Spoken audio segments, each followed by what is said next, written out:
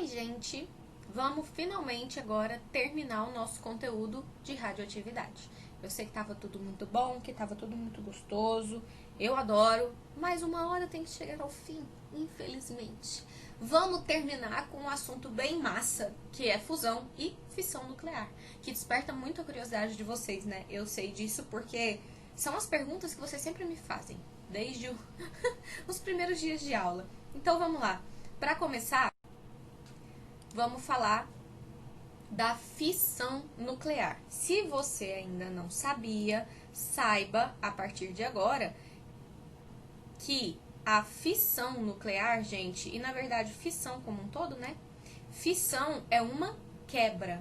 Então ela vem do quê? Ela vem do bombardeamento de um núcleo pesado, tem que ser um núcleo grande, tá? Por um nêutron. Então eu vou pegar um nêutron e vou atirar ele lá no meu núcleo pesado. No caso, é esse aqui o meu nêutron. E o meu núcleo pesado aqui de exemplo é o urânio 235. Quando eu faço esse bombardeamento, o nêutron torna aquele núcleo ali instável e ele se quebra. Esse núcleo ele se rompe. No caso dessa reação aqui, que é a do urânio 235, eu vou dar origem a um nuclídeo de bário e um nuclídeo de criptônio com mais 3 nêutrons. Isso aqui é importante, tá? Isso vai aparecer na equação química. Aonde que é muito utilizada o processo de fissão nuclear? Nas usinas, tá? As nossas usinas de energia nuclear hoje, elas trabalham com a fissão nuclear e também, infelizmente, é empregado no uso de bombas, tá? Então, eu coloquei aqui a título de curiosidade para vocês. As bombas atômicas lançadas sobre o Japão na Segunda Guerra Mundial utilizavam a fissão nuclear. Então, eu tive uma bomba lá. Eu não, né? Infelizmente. Tivemos uma bomba de urânio 235 com uma potência aqui de 2 quilotons e uma bomba de plutônio 239 com a mesma potência. E aqui embaixo, para você ter uma ideia, 1 quiloton equivale a uma explosão de 1000 toneladas de TNT. Você tem noção do que é isso? 1000 toneladas de dinamite? Pois é. Isso é a equivalência da metade de uma das bombas que foi soltada lá em Hiroshima e Nagasaki na época da Segunda Guerra Mundial. Então, de fato, a gente tem que refletir muito no conceito ético da coisa, de até onde a gente vai usar a tecnologia para o bem e até onde esse bem é comum a todos. Dei uma leve devagada, como eu sempre faço, só para não perder o costume. Então, a minha fissão nuclear, gente, ela acontece dessa maneira. Eu vou pegar um núcleo, eu vou bombardear ele com um nêutron e vou fazer esse núcleo se rachar em dois, tá? Aqui eu joguei essa consideração aí sobre a conservação da massa. Nas nossas reações que a gente for escrever, sempre vai ter a conservação da massa. É como foi mostrado para vocês lá na transmutação nuclear, tá? Então, os números de massa e números atômicos têm que ser iguais dos dois lados da reação nuclear. Só que na realidade, assim, na vida real, isso aqui não segue tanto esse processo, tá? As reações químicas, sim, elas seguem a lei da conservação das massas de Lavoisier. As reações nucleares, não necessariamente. A gente sabe que tem uma perda de massa aqui envolvida na transformação de energia. Não é à toa que essas reações aqui, elas liberam uma quantidade imensa de energia. Aqui, eu coloquei um resumo, tá?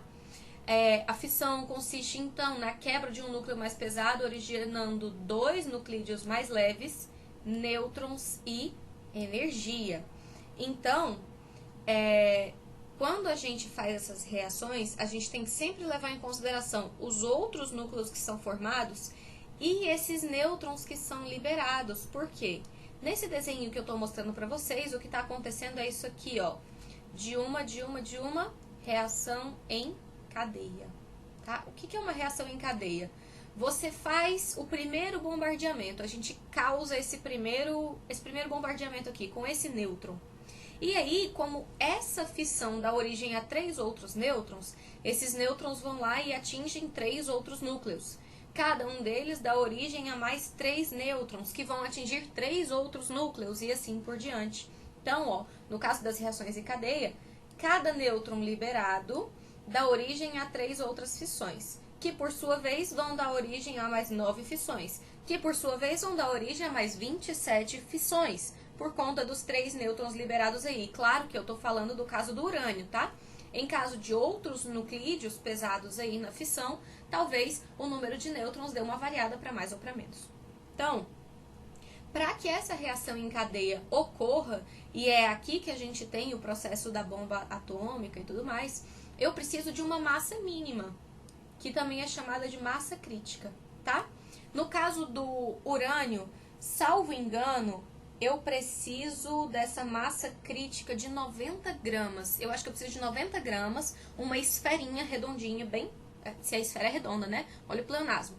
Uma esfera de 90 gramas de urânio é o mínimo de massa que eu preciso para que essa reação ocorra.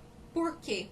Porque eu tenho que ter esses núcleos bem próximos para que esses nêutrons que saem de um nuclídeo consigam atingir os outros, não percam a eficiência, tá? É óbvio que, eventualmente, essa reação aqui ela vai acabar quando essa massa for menor do que a massa crítica, a reação em cadeia é interrompida. E outra coisa importante é que, no caso do urânio, a gente precisa fazer o enriquecimento.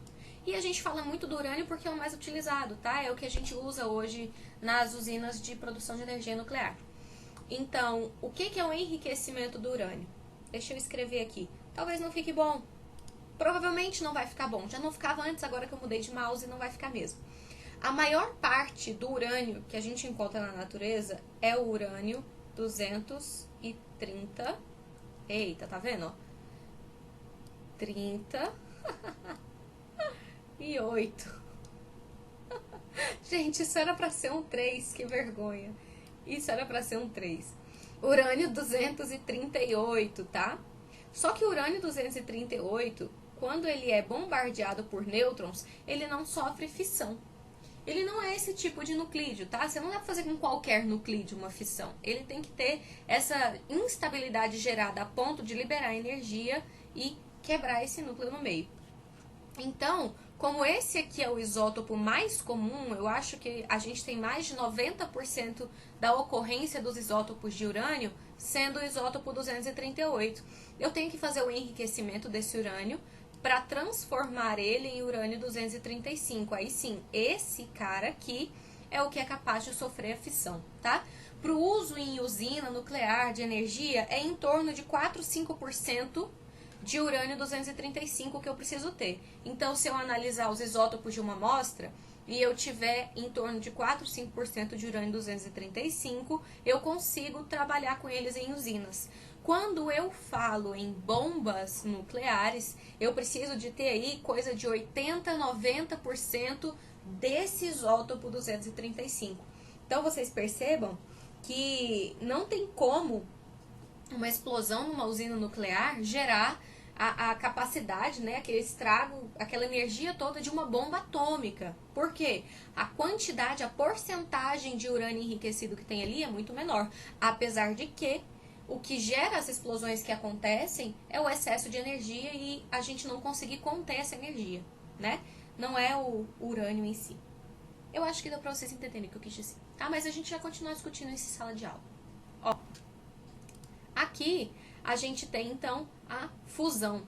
Fissão, gente, é quebra. Fusão vocês sabem, né? Fusão é juntar.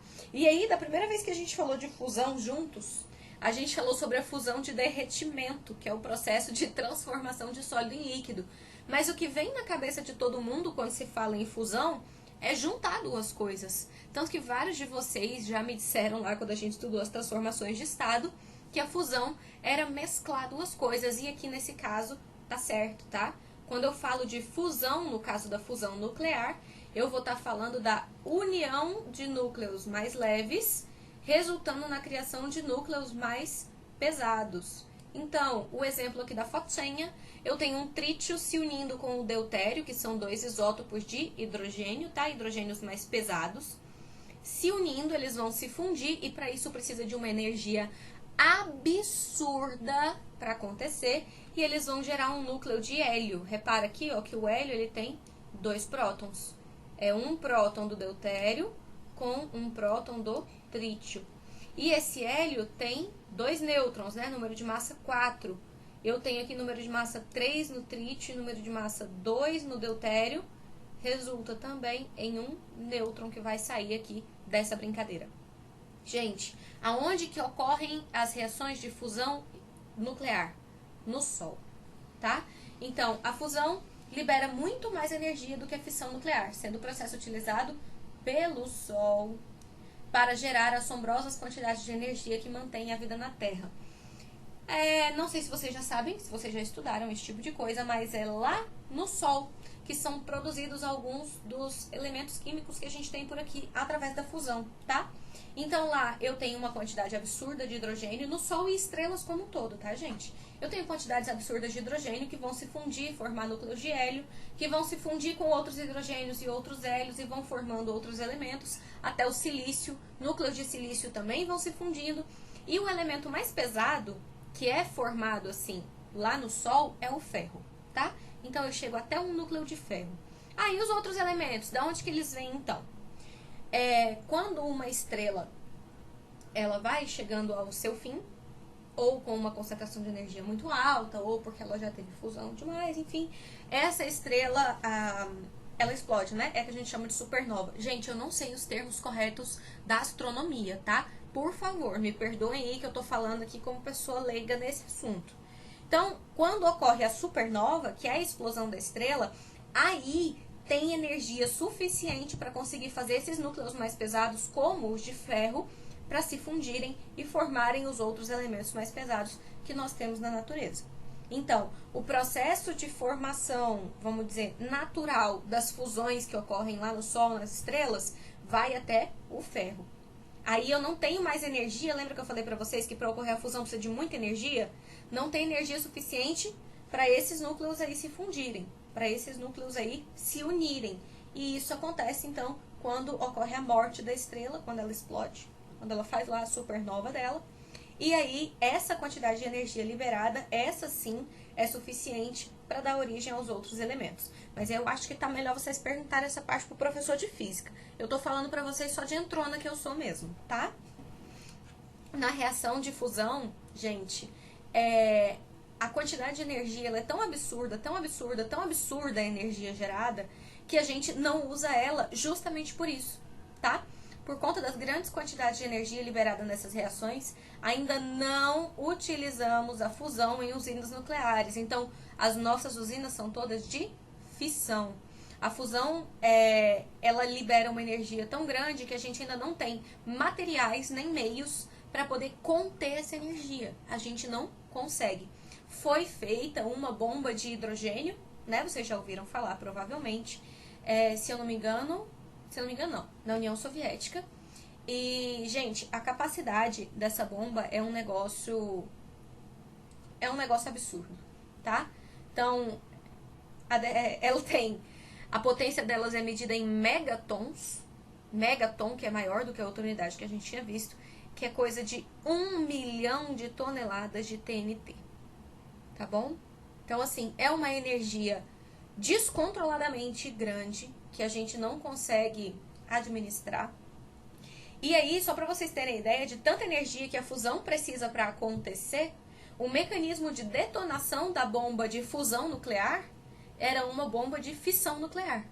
Então, primeiro tinha uma fissão, a energia liberada por essa fissão é que dava origem à fusão e fazia a bomba detonar, tá? Então, o conhecimento prático, assim, de como que acontece e o que precisa para acontecer, nós temos, mas a gente ainda não consegue dominar essa reação de fusão. Tanto que ela só acontece lá no Sol. Coisa pouca, assim, quase não tem energia lá no Sol, né? Isso aqui, gente, as reações de fissão e de fusão. A gente vai trabalhar com a parte de conservação da massa e conservação do número atômico, tá? Lembrando que na prática não ocorre essa conservação da massa, mas na teoria a gente trabalha sempre dessa maneira. E acho muito importante que vocês fiquem atentos aí ao conceito de massa crítica. A quantidade numérica de massa crítica de um nuclídeo eu acho muito difícil ser cobrado de vocês. Mas entender o que é o conceito e para que serve essa massa crítica é bastante importante, tá? Então, fissão é a separação, é a quebra dos núcleos, e fusão é a junção, é a união de dois núcleos para formar um mais pesado. Espero que vocês tenham gostado desse nosso estudo da radioatividade. O nosso próximo conteúdo vai ser tão gostoso quanto, se não for, melhor ainda, tá? Que aí vocês vão me ver feliz de passar um conteúdo para vocês. Então, um beijo e até a próxima semana. Tchau!